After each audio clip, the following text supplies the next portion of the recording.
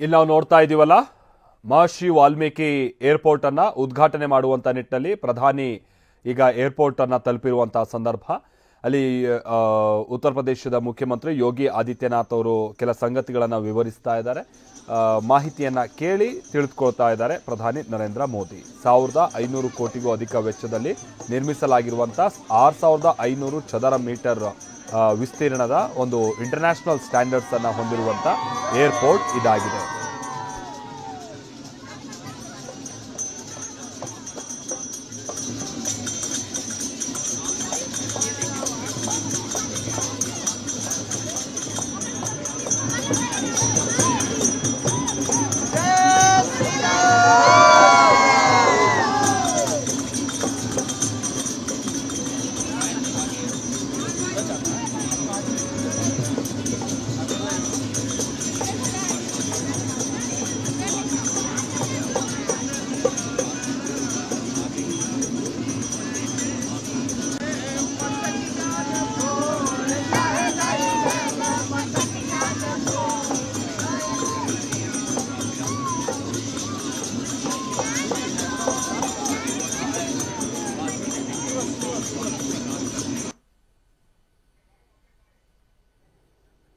ಮಹರ್ಷಿ ವಾಲ್ಮೀಕಿ ಅಂತಾರಾಷ್ಟ್ರೀಯ ವಿಮಾನ ನಿಲ್ದಾಣದ ಆವರಣದಲ್ಲಿ ಪ್ರಧಾನಿ ನರೇಂದ್ರ ಮೋದಿ ಸದ್ಯ ಓಡಾಟವನ್ನು ನಡೆಸ್ತಾ ಇದ್ದಾರೆ. ಮಾಹಿತಿಯನ್ನ ಕೇಳಿ ತಿಳಿದುಕೊಳ್ತಾ ಇದ್ದಾರೆ. ಏರ್ಪೋರ್ಟ್ನ ಒಳಾಂಗಣದ ದೃಶ್ಯಾವಳಿಗಳನ್ನು ನೀವು ಇಲ್ಲಿ ನೋಡ್ತಾ ಇದ್ದೀರಾ.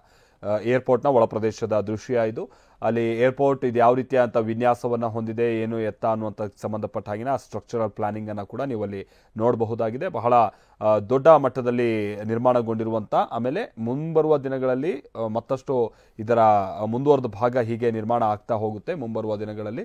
ಹಾಗಾಗಿ ಬಹಳ ದೊಡ್ಡ ಏರ್ಪೋರ್ಟ್ ಇದು. ಭಾರತದ ಅತಿ ದೊಡ್ಡ ಏರ್ಪೋರ್ಟ್ಗಳಲ್ಲೂ ಒಂದು ಅನ್ನುವಂಥ ಸ್ಥಾನವನ್ನು ಮುಂದಿನ ದಿನಗಳಲ್ಲಿ ಈ ಅಯೋಧ್ಯೆ ಏರ್ಪೋರ್ಟ್ ಕೂಡ ಪಡೆಯುತ್ತೆ. ಯಾಕಂತಾದ್ರೆ ವಾರ್ಷಿಕವಾಗಿ ಸುಮಾರು 1 ಕೋಟಿಗೂ ಹೆಚ್ಚಿನ ಜನರನ್ನ ನಿಭಾಯಿಸುವಂಥ ಸಾಮರ್ಥ್ಯವನ್ನು ಹೊಂದಿರುವಂಥ ಏರ್ಪೋರ್ಟ್ ಅನ್ನ ನಿರ್ಮಿಸುವಂಥ ಕಾರ್ಯ ಆಗುತ್ತೆ. ಈಗ ವಾರ್ಷಿಕ 10 ಲಕ್ಷ ಜನರನ್ನ ನಿಭಾಯಿಸುವಂಥ ಸಾಮರ್ಥ್ಯ ಹೊಂದಿರುವಂಥ ಏರ್ಪೋರ್ಟ್. ಈಗಲೂ ಕೂಡ ನೀವು ಗೂಗಲ್ ಮಾಡಿದ್ರೆ ನಿಮಗೆ ಅನುಭವಕ್ಕೆ ಬರುತ್ತೆ. ಈಗ ಬುಕ್ಕಿಂಗ್ಗಳು ಕೂಡ ಆರಂಭ ಆಗಿದೆ.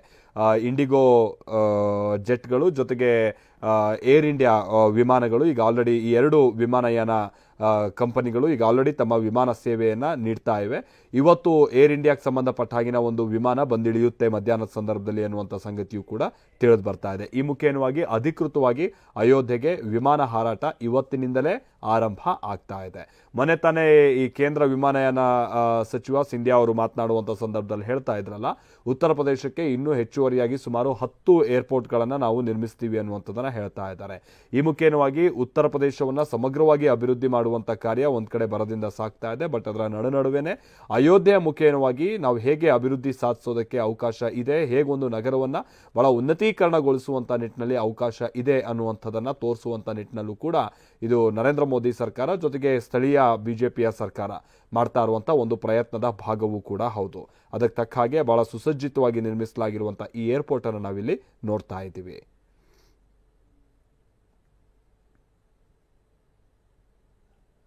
ಆಮೇಲೆ ಮುಂಬರುವಂತಹ ದಿನಗಳಲ್ಲಿ ಅಯೋಧ್ಯೆ ಒಂದು ದೊಡ್ಡ ಧಾರ್ಮಿಕ ಕ್ಷೇತ್ರ ಆಗುತ್ತೆ ಅನ್ನುವಂಥದ್ರಲ್ಲಿ ನೋ ಡೌಟ್. ಯಾಕಂತಂದ್ರೆ ಅಲ್ಲಿ ಕಲ್ಪಿಸಲಾಗ್ತಾ ಇರುವಂಥ ಸೌಲಭ್ಯಗಳು ಜೊತೆಗೆ ಅಲ್ಲಿ ನಿರ್ಮಿಸಲಾಗಿರುವಂಥ ಆ ದೇವಸ್ಥಾನ, ಆಮೇಲೆ ಒಟ್ಟು ಅಲ್ಲಿ ಅಯೋಧ್ಯೆಗೆ ಸಂಬಂಧಪಟ್ಟ ಹಾಗಿನ ಡೆವಲಪ್ಮೆಂಟ್ ಪ್ರಾಜೆಕ್ಟ್ಸ್ಗಳು ನಡೀತಾ ಇರುವಂಥ ರೀತಿ, ಸರ್ಕಾರ ವಿನಿಯೋಗಿಸ್ತಾ ಇರುವಂಥ ಬಹಳ ದೊಡ್ಡ ಪ್ರಮಾಣದ ಅನುದಾನ, ಇದೆಲ್ಲ ನಾವು ನೋಡ್ತಾ ಇದ್ದಂಥ ಸಂದರ್ಭದಲ್ಲಿ ಅಯೋಧ್ಯೆಯನ್ನು ಬಹಳ ದೊಡ್ಡ ಮಟ್ಟದಲ್ಲಿ ಅದನ್ನು ಪುನರ್ ನಿರ್ಮಿಸುವಂಥ ಕಾರ್ಯವೂ ಕೂಡ ನಡೀತಾ ಇದೆ.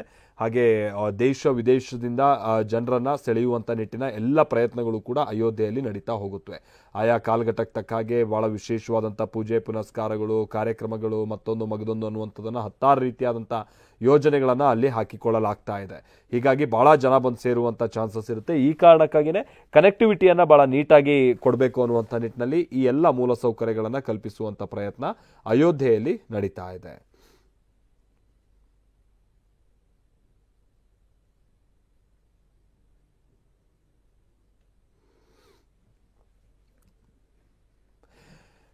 ಈಗ ಸಿಕ್ಕಿರುವ ಮಾಹಿತಿ ಪ್ರಕಾರವಾಗಿ ನಾನು ಈಗ ತಾನೇ ಹೇಳಿದಾಗೆ ಇಂಡಿಗೋ ಹಾಗೆ ಏರ್ ಇಂಡಿಯಾ ಈ 2 ವಿಮಾನಯಾನ ಕಂಪನಿಗಳು ತಮ್ಮ ವಿಮಾನ ಸೇವೆಯನ್ನು ಆರಂಭ ಮಾಡ್ತಾ ಇವೆ. ಪ್ರಮುಖವಾಗಿ 3 ನಗರಗಳಿಂದ ಈಗ ವಿಮಾನಯಾನ ಸೇವೆ ಶುರುವಾಗುತ್ತೆ ಅಯೋಧ್ಯೆಗೆ. ಮೊದಲನೇದಾಗಿ ದೆಹಲಿ, ಎರಡನೆಯದಾಗಿ ಮಹಾರಾಷ್ಟ್ರದಿಂದ, ಮೂರನೇದಾಗಿ ಅಂದರೆ ಮುಂಬೈನಿಂದ, ಮೂರನೇದಾಗಿ ಅಹಮದಾಬಾದ್ನಿಂದ ಈಗ ವಿಮಾನಯಾನ ಸೇವೆ ಆರಂಭ ಆಗುತ್ತೆ, ಅಂದರೆ ಗುಜರಾತ್ನಿಂದ ಆರಂಭ ಆಗುತ್ತೆ.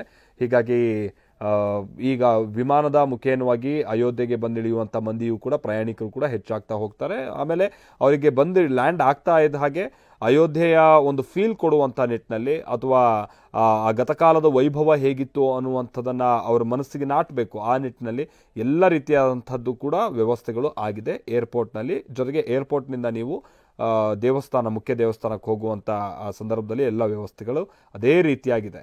ಇಲ್ಲಿ ನಾವು ನೋಡ್ತಾ ಇದೀವಲ್ಲ, ಇದು ಪ್ರಧಾನಿಗೆ ಉತ್ತರ ಪ್ರದೇಶದ ಮುಖ್ಯಮಂತ್ರಿಗಳು ಈ ಏರ್ಪೋರ್ಟ್ನ ವಿಶೇಷತೆಗಳು ಸೇರಿದ ಹಾಗೆ ಪ್ರಧಾನಿಗೆ ಸಹಜವಾಗಿ ಕುತೂಹಲ, ಕೌತುಕ ಅನ್ನುವಂಥದ್ದು ಇದ್ದೇ ಇತ್ತು. ಅದೆಲ್ಲವನ್ನು ಕೂಡ ಕೇಳಿ ತಿಳ್ಕೊಳ್ಳುವಂಥ ಪ್ರಯತ್ನವನ್ನು ಪ್ರಧಾನಿ ಮುಖ್ಯಮಂತ್ರಿಗಳ ಬಳಿ ಮಾಡ್ತಾ ಇದ್ದಂಥ ಸಂದರ್ಭ.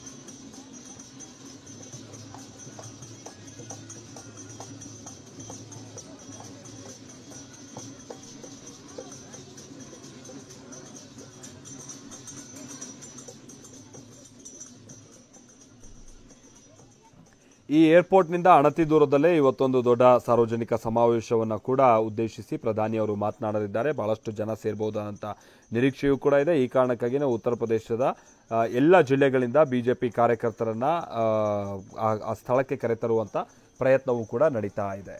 ಆಮೇಲೆ ಇದೊಂದು ದೊಡ್ಡ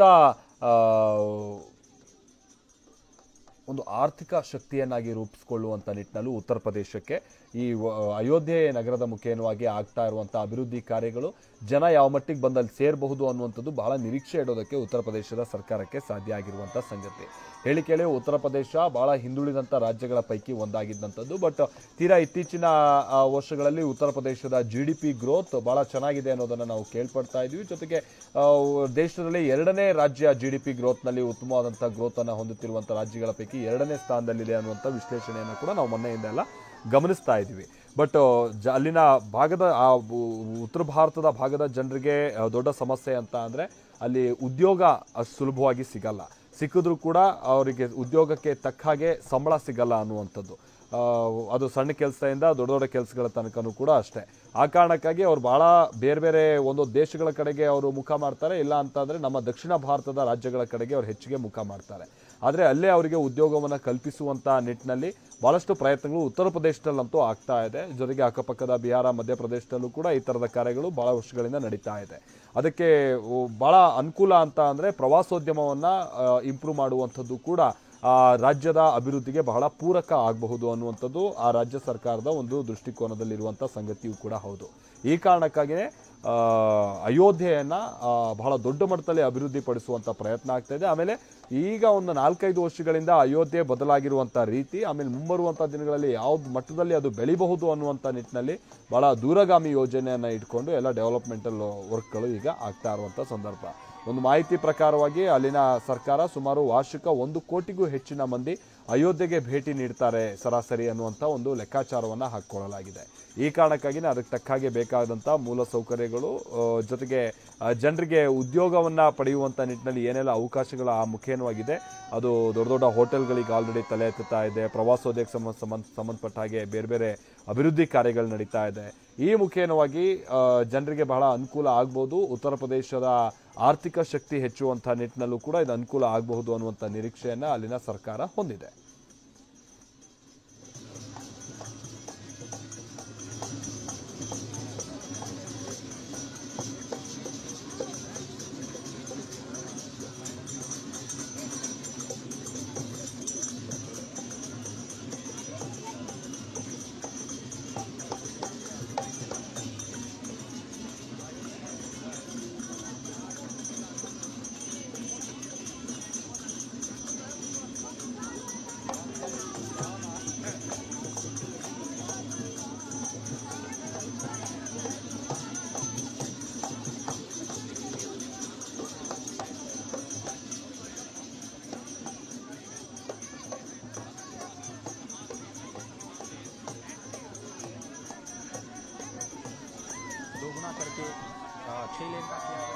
ನಾವು ಮೊದಲೇ ಹೇಳಿದಾಗೆ ಇದು ಇವತ್ತು ಉತ್ತರ ಪ್ರದೇಶದಲ್ಲಿ ಕೇವಲ ಏರ್ಪೋರ್ಟೋ ಅಥವಾ ರೈಲ್ವೆ ನಿಲ್ದಾಣ ಅನ್ನುವಂಥದ್ದಲ್ಲ. ಸುಮಾರು 15,000 ಕೋಟಿಗೂ ಅಧಿಕ ಮೊತ್ತದ ಕಾಮಗಾರಿಗಳಿಗೆ ಸಂಬಂಧಪಟ್ಟ ಹಾಗಿನ ಉದ್ಘಾಟನೆ ಹಾಗೆ ಶಿಲಾನ್ಯಾಸ ಕಾರ್ಯಕ್ರಮ ಇವತ್ತು ನಡೀತಾ ಇರುವಂಥದ್ದು.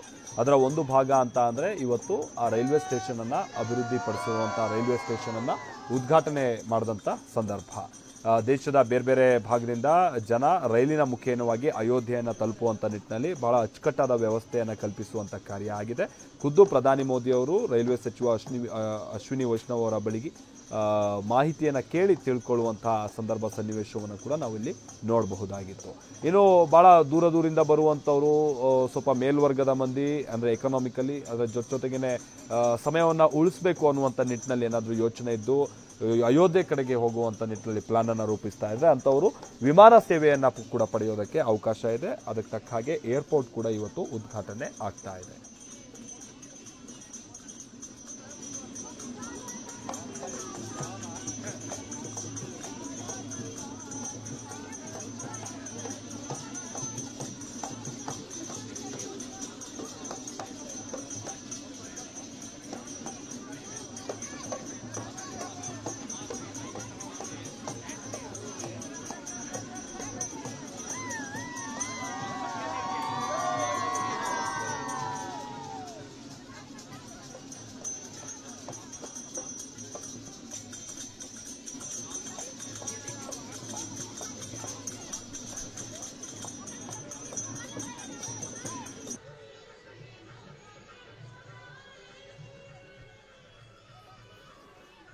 ಇದರ ಜೊತೆಗೇ ಇವತ್ತು ವಂದೇ ಭಾರತ್ ಹಾಗೆ ಅಮೃತ್ ಭಾರತ್ ರೈಲ್ಗಳಿಗೆ ಚಾಲನೆ ಕೊಡುವಂಥ ಕಾರ್ಯವೂ ಕೂಡ ನಡೆಯಿತು.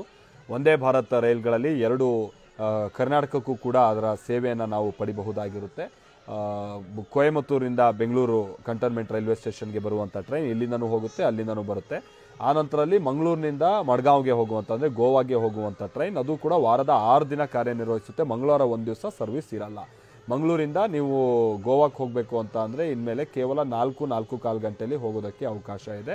ಪ್ರವಾಸೋದ್ಯಮಕ್ಕೂ ಕೂಡ ಭಾಳ ಅನುಕೂಲ ಆಗ್ಬೋದು ಆ ಭಾಗದಲ್ಲಿ ಅನ್ನುವಂಥ ಒಂದು ದೃಷ್ಟಿಯನ್ನು ಕೂಡ ಇಟ್ಕೊಳ್ಳಲಾಗಿದೆ. ಆ ರೈಲು ಕೂಡ ಇವತ್ತು ಚಾಲನೆಗೊಂಡಿದೆ. ಪ್ರಧಾನಿಯವರು ಹಸಿರು ನಿಶಾನೆಯನ್ನು ತೋರುವ ಮುಖೇನವಾಗಿ ಇವತ್ತಿನಿಂದ ಸುಮಾರು 8 ರೈಲುಗಳು, ಅದರಲ್ಲಿ ಕರ್ನಾಟಕಕ್ಕೆ 3 ರೈಲುಗಳ ಸೇವೆಯನ್ನು ನಾವು ನಿರೀಕ್ಷೆ ಮಾಡಬಹುದಾಗಿರುತ್ತೆ.